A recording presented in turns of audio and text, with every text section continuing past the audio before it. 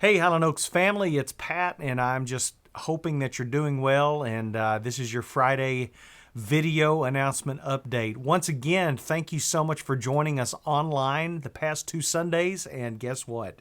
We're still going to be online for the foreseeable future. And, I am so sorry that we're going to have to continue to record, but I am just so grateful that we have so many wonderful people hard at work making sure that these services come to you online.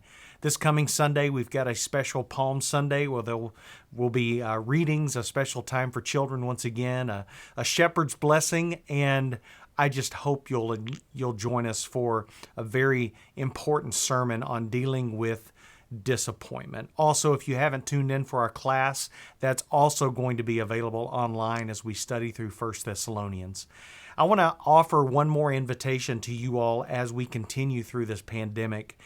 And that is, if you need something, we'd love for you to email us at care@hocc.org.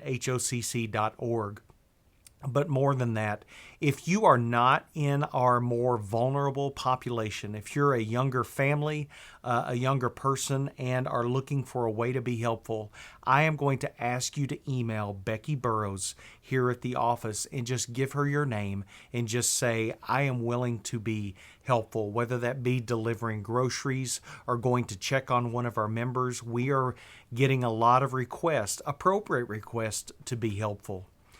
Let me close this video announcement with a word that I received this week from 1 Thessalonians chapter 2, when Paul is writing to the church there and he says, we long to see you with eagerness face to face.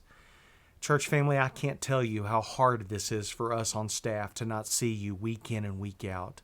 But we want you to know more than anything that we see you. We see you if you are part of our older population and if you are vulnerable to this virus and you're even scared of getting this disease. We see you. If you're single, or maybe you're a recent widow or a widower, or you're just living alone and the loneliness has set in like a deep and mighty fog, we see you. Or perhaps you're unemployed or you've been furloughed during this season and you are scared about what the future holds. We see you.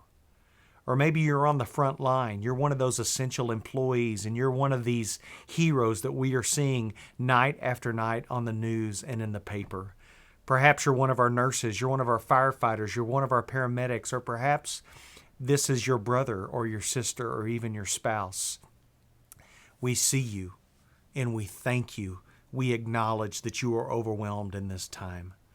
Or maybe you have family that's in another part of the country, or family that is in a nursing care facility or even a memory care facility, and you're concerned because you haven't seen them in a while. We see you. Parents, we know you're exhausted. We know you're tired. We know that you miss the rhythm of maybe going to work or the rhythm of having your own little space in your own corner of the house. We see you. Teachers, we know that you're stressed out and moving to online learning is a new experience. We see you.